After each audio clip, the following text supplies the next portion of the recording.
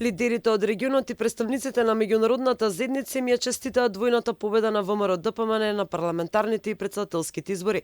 Представниците на меѓународната заедница во земјава очекуваат тесна соработка со новата влада и претседателка, како и придвижување на Македонија кон ЕУ. Еврокомесарот за проширување и соседска политика Оливер Вархеј нетрпеливо очекува да работи со новоизбраната претседателка. Честитки за новата претседателка на Македонија. Со нетрпение очекувам да работиме со претседателката Гордана Силјановска-Давкова на забрзување на потребните реформи за да се придвижи напред процесот на пристапни преговори. Амбасадорот на Европската унија во Македонија Дейвид Гир утрово ја честиташе победата на новоизбраната претседателка. Тој очекува тесна соработка со неа за европска иднина на Македонија. Честитки упати американската амбасадорка во земјава Анџела Агелер. Таа упати срдечни честитки до Силјановска-Давкова како и до граѓаните кои излегоа на гласање.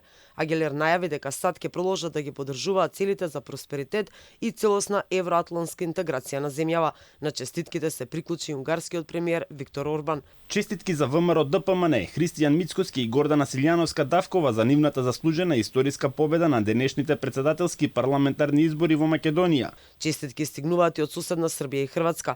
Прв честиташе српскиот претседател Александар Вучик. Уверен сум дека ќе продолжиме да работиме заедно за зајакнување на врските меѓу Србија и Македонија, со цел напредок и благосостојба на нашите народи, како и просперитет на целиот регион.